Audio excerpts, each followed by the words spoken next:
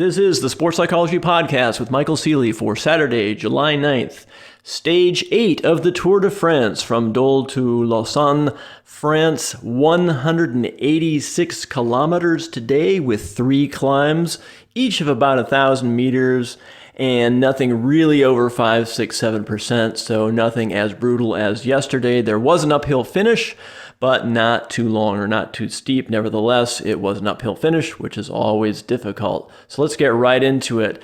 Early breakaway today went after just 10 kilometers. This is a 3-man breakaway.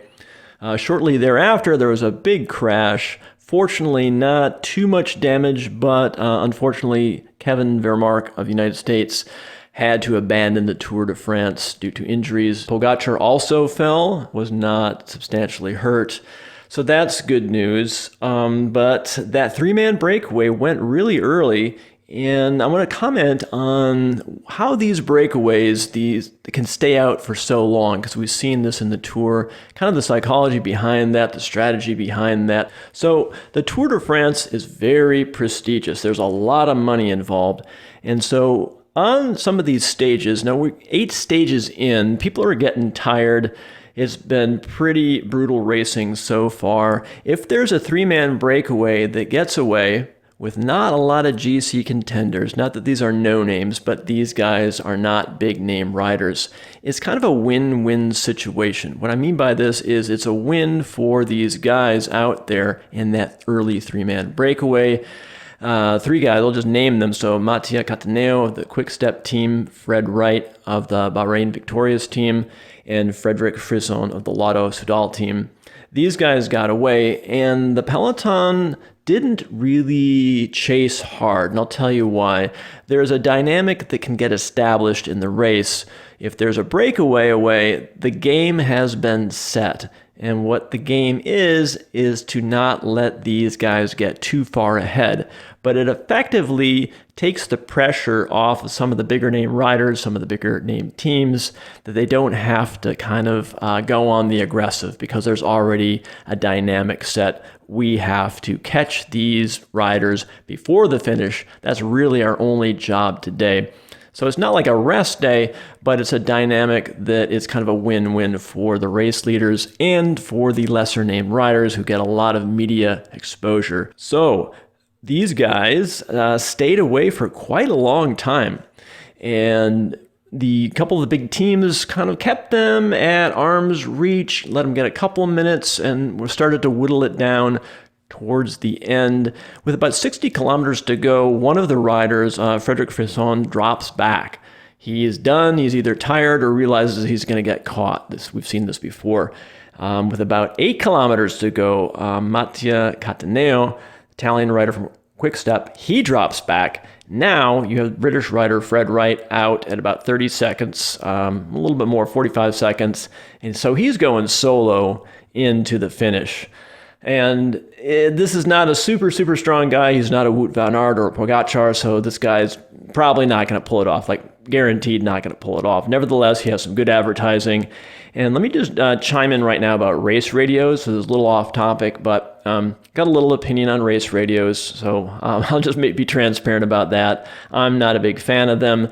What race radios allow the peloton to do, the bigger teams to do, or any of the teams really, is to calculate without a lot of brain power, without a lot of kind of chess strategy, when, how, and where to finally catch a breakaway. They're essentially getting orders barked at them from their team directors. They get time splits. They're able to calculate exactly like how many kilometers per hour they need to chase at in order to catch the breakaway right kind of before the finish. And that's exactly what happened. So Fred Wright, the hero out there, slugging it out, he gets caught with 3 kilometers to go. By the way, I'd love to hear any comments you have on race radios. I think that they should be done away with, but that's just me. But anyway, I'll get back to the topic here, get back to the race. Fred Wright gets caught with 3 kilometers to go, the hero of the day. This is just as the race course starts to pitch up and turn uphill. And again, nothing super serious, but it gets 5, 6, 7%, so it's significant. At this point, the peloton starts to kind of get tired and whittled down to about 25 or 30 riders. So this makes a different dynamic for the bunch sprint. Number one, it's uphill. There's a mild headwind, and with a small group of riders like that, or a smaller group of riders, there's less X factors. It's much less dangerous. You don't have to worry about getting swarmed from behind. So a different dynamic coming into the sprint today. And what you saw was right up front, Pogacar's team, his trusty lieutenants, just like last couple of days, just doing amazing work.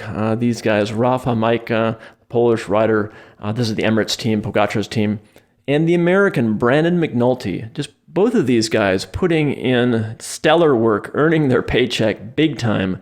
They pull for about 2 kilometers solid right at the front. And again, I mentioned this yesterday, their job, really their only job, is to keep Pogacar safe, keep everything stable.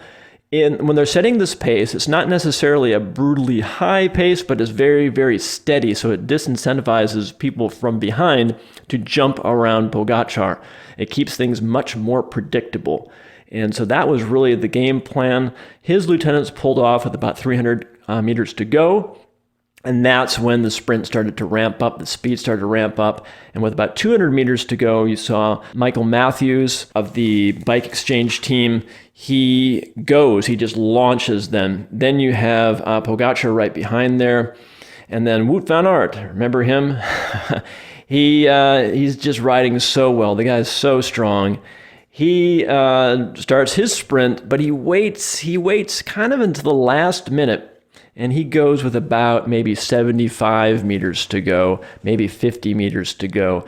And when there's an uphill sprint, you want to go a little bit later. It's kind of everything slows down a bit, and the aerodynamics don't matter as much. So it's more important to get a jump on someone and just get that snap and accelerate.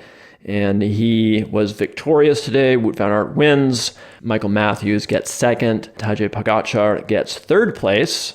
So pretty impressive today. That is really all I have for today. Not a lot of deep psychoanalysis, but a couple of things to talk about today, mainly uphill sprinting, team dynamics, breakaway psychology, and race radio. So thanks for listening.